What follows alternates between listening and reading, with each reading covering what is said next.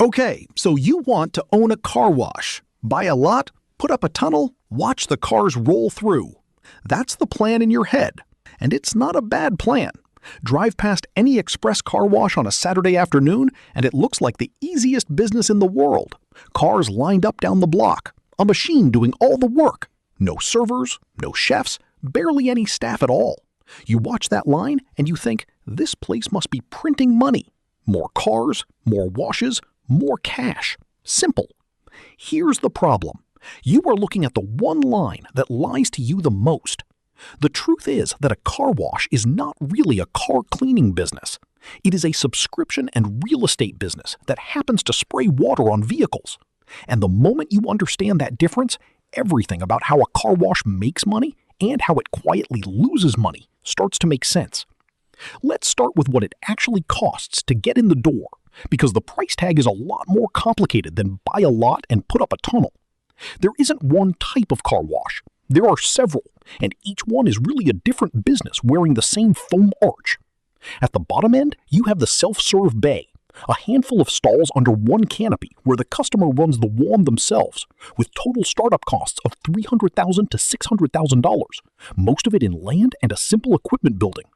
Above that sits the in-bay automatic, a single robotic arm that washes one car at a time in a fixed stall, similarly priced but with more equipment and less labor.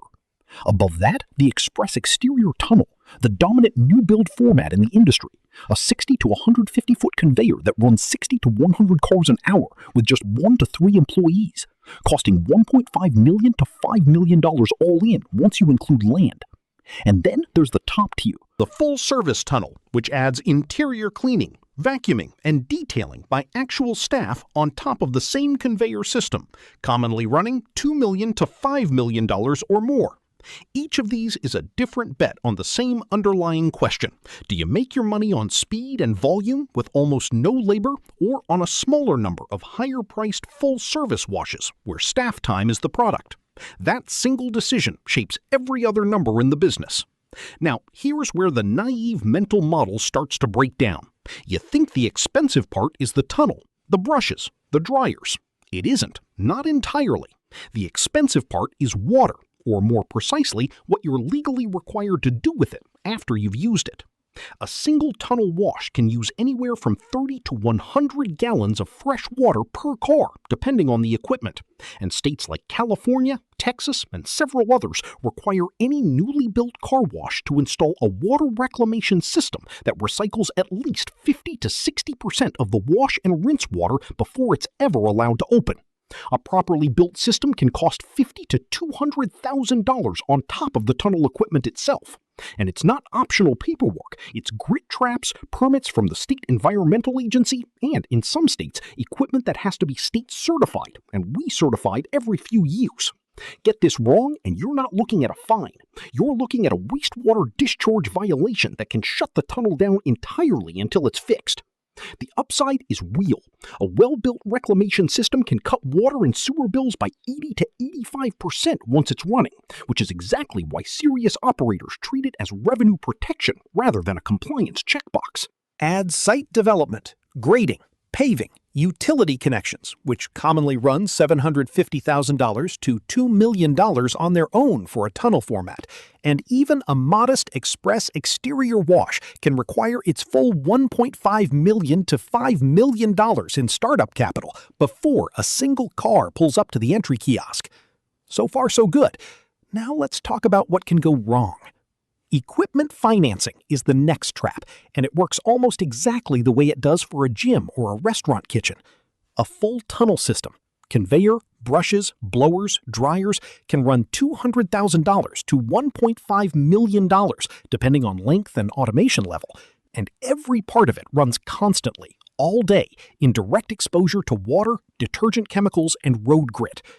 Buying outright avoids a recurring lease payment, but it drains the cash reserve you need most in your first slow months, and dryer motors and conveyor chains wear out faster under constant commercial use than any manufacturer's brochure suggests. Financing keeps the initial cash outlay lower, but the payment doesn't care whether it rained every weekend that month and cut your car count in half. Neither option is wrong, but whichever you choose, you've locked in a large fixed monthly cost that exists whether the lot is full or empty. Now, here's the part of this business that actually explains everything else: the membership. Picture two drivers who both sign up for the same unlimited wash plan. $25 or $30 a month. Wash as many times as you want. In one future, they come in 3 times a week, every week, rain or shine. In the other future, they wash their car once or twice a month and mostly forget the subscription is even running. Which of those two customers is more valuable to the wash? It's the second one, and this is the single most important idea in the entire industry. Because the customer washing 3 times a week is putting real, repeated wear on brushes, cloth, and conveyor chains, using real chemical and real water on every single visit, all for the same flat monthly fee. National data shows the average member actually washes their car just 1.5 to 3 times a month, and only around 3 to 5% of subscribers use the plan often enough to make it a genuinely good deal for them personally. Meanwhile, at scale, unlimited membership programs now generate anywhere from 50 to over 75% of total revenue at major chains, with one of the largest operators in the country reporting that roughly 3/4 of its wash revenue comes from members paying that same flat fee, whether they show up once a month or 20 times. This is not an accident. It's the business model. The rarely used membership, the one sitting quietly on someone's credit card statement generating a monthly charge against almost no equipment wear and almost no chemical cost, is quietly one of the most profitable customers a car wash can have. This is also exactly why membership pricing has been shown to smooth out a wash's revenue through the year far better than pay-per-visit pricing ever could. A traditional cash and card wash sees dramatic drops in the winter and during rainy stretches, when nobody wants to pay for a wash that will be dirty again by tomorrow. A membership wash keeps collecting that flat monthly fee through the slow months regardless, because canceling requires a customer to actively notice, log in, and cancel, and most people, having already forgotten how often they actually use it, simply don't. There's a seasonal wrinkle here too, but it cuts differently than in most of these businesses. Winter is actually a strong season for car washes in cold weather states because road salt and grime create genuine demand for washing regardless of the weather, which is part of why the membership model has grown so aggressively in exactly those markets. The real seasonal risk isn't demand collapsing, it's simply extended stretches of rain that keep cars away from a pay-per-visit lot, which is precisely the volatility a membership base is designed to smooth over. Experienced operators price and market their membership tiers specifically to build that subscriber base before the first slow, rainy month arrives, because a wash with a large membership base barely notices a rainy week, while a wash still relying mostly on one-time transactions can see revenue swing by half. There's also a structural choice sitting underneath all of this. Build an independent wash or buy into a franchise system. A franchise brand gives you a recognized name, a proven tunnel design, and a membership app and marketing engine already built and tested. That's valuable, especially for a first-time operator. But it isn't free. Franchise fees for an established car wash brand commonly run around $50,000 up front, plus an ongoing royalty and a brand marketing fund contribution on top of gross revenue every month. An independent owner keeps the entire membership revenue stream for themselves. A franchise owner is permanently sharing a slice of it in exchange for brand recognition and a proven playbook, which can be worth it, but only if the franchise's marketing pulls in enough additional membership signups to cover what's being handed back every month. Now, here's where the psychology becomes just as important as the math. Why do people sign up for the top membership tier when the middle one would probably cover their actual needs? Part of it is the pricing structure itself. 3 tiers are almost always displayed side by side, and the presence of a premium top tier makes the middle tier feel like the sensible, moderate choice, the same anchoring trick that shows up on a restaurant menu or a streaming service's pricing page. Part of it is the RFID tag or license plate recognition system itself.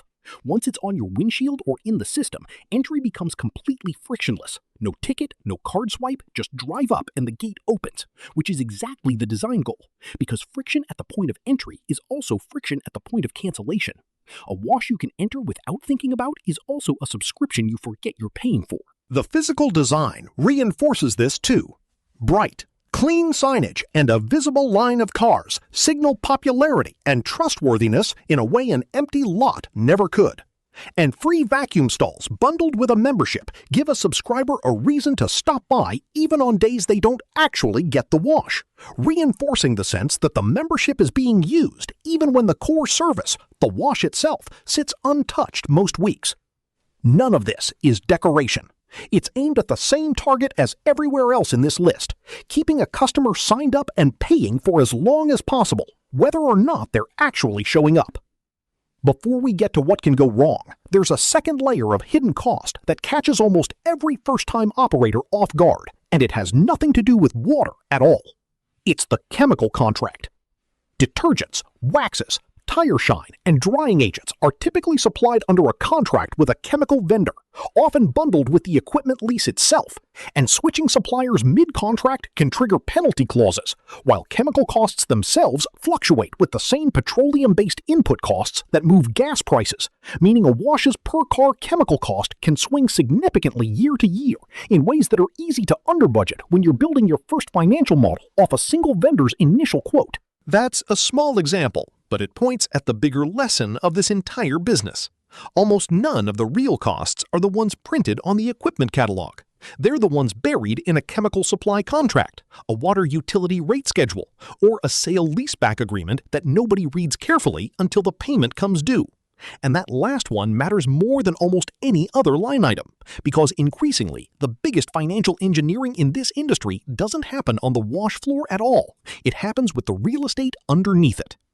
Private equity-backed consolidators have spent the last several years buying up independent washes specifically to sell the underlying land and building to a real estate investor and lease it back, pulling the property's value out in cash while committing the operating business to a long-term rent payment on a piece of land it used to own outright. Now, let's talk about whether a car wash chain built entirely on this membership and real estate model can actually survive, because the honest answer is sometimes not, even with real scale and a genuinely loyal subscriber base. Take Zips Car Wash, which grew through more than 40 acquisitions into roughly 260 locations across 23 states, becoming one of the largest express wash operators in the country, backed by a private equity firm that kept fueling further acquisitions with fresh debt. The company built a membership base of more than 600,000 subscribers on its Unlimited Wash Club, which generated roughly 2/3 of all its revenue, exactly the kind of steady, recurring base this business model is supposed to reward. And yet, in February 2025, Zips filed for Chapter 11 bankruptcy, carrying roughly $654 million in funded debt, much of it built up through a rapid string of acquisitions and sale-leaseback deals that had converted owned real estate into long-term rent obligations. The company's own bankruptcy filing pointed to rising interest costs on that debt, inflation-driven labor pressure, and lease payments it described as off-market, meaning priced above what the underlying real estate actually justified. The answer isn't that people stopped washing their cars or stopped paying their monthly membership. The membership base was, by every account, one of the healthiest parts of the business. The answer is structural. A chain that grows by piling acquisition debt and real estate sale-leasebacks on top of an operating business can end up with rent and interest payments that exceed what even a strong, loyal subscriber base can cover. And when interest rates rise or growth slows even slightly, the same debt that funded the expansion becomes the thing that ends it. A car wash with a packed lot and hundreds of thousands of paying subscribers can still be one refinancing away from bankruptcy court, and the subscriber count on its own, the very number that looks like proof of a healthy business, says nothing about whether the debt sitting on top of it can actually be serviced. So, how does a car wash actually make money, in plain mechanical terms, once it's past all of this? The core engine is simple: membership revenue plus retail wash revenue, minus fixed costs, rent or mortgage, chemical, utilities, and payroll. If an express tunnel wash has fixed monthly operating costs of around $40,000 and an average membership price of $25 a month, it needs somewhere around 1,600 active paying members just to clear its fixed costs before a single pay-per-wash customer ever pulls up to the kiosk, which is exactly why the membership base, not the line of cars you see on a Saturday afternoon, is the real number that determines whether the wash survives.